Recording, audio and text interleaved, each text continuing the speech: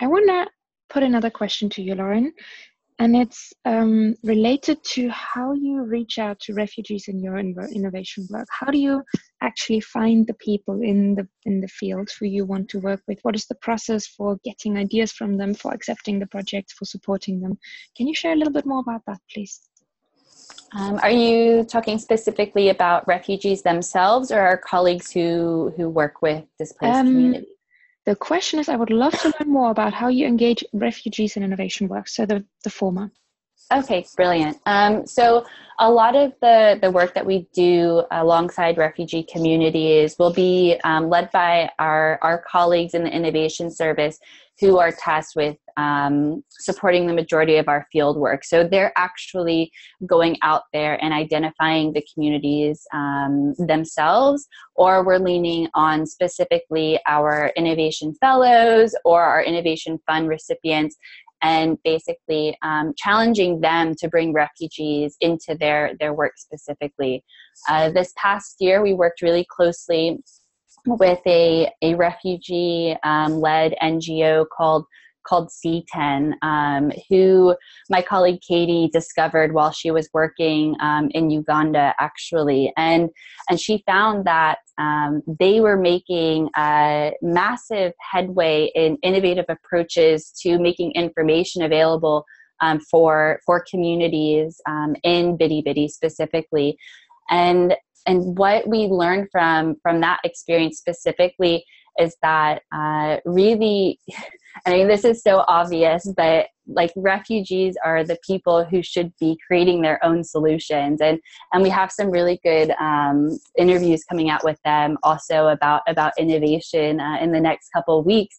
But they were saying, you know, a lot of times, like, we just have to get things done. We just have to get moving. We have to be able to solve our own solutions. And often the refugees that we're working with, they're already out there innovating because they don't have time to just sit and wait for, you know, humanitarian aid to come in and do it for them. They want to be able to create solutions for themselves. And so C10 is a great example of how that's done, and UNHCR has now invested in the solutions that they were already producing themselves. So we have a partnership agreement with them, and the reason it works so well is because they're already part of the community. And so when we're thinking about how we work alongside refugees, the best way to do it is for us to really not have this power dynamic of let us come in and create this solution for you, but to find these spaces of innovators that already exist and see how UNHCR can come in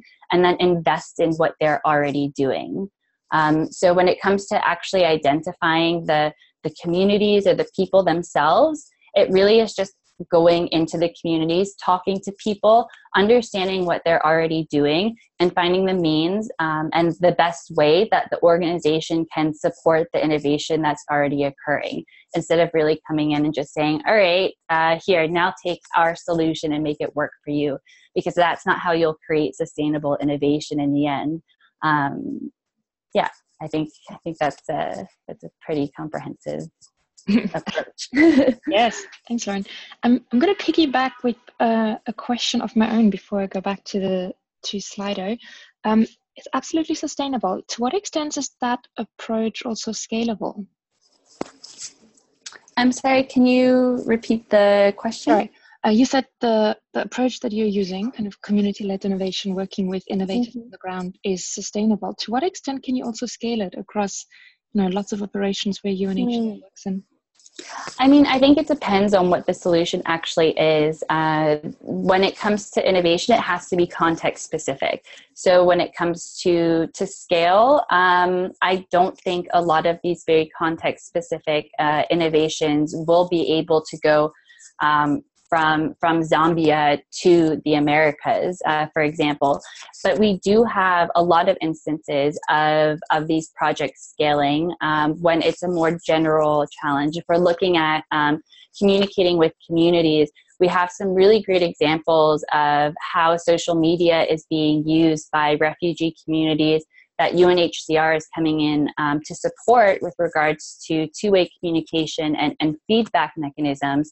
And this is something that, for example, was working really well in our Lebanon operation.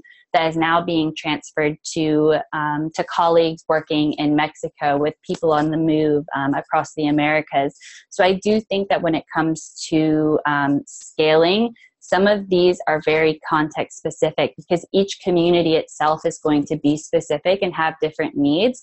But there is a lot of learning that can be had with these refugee-led solutions.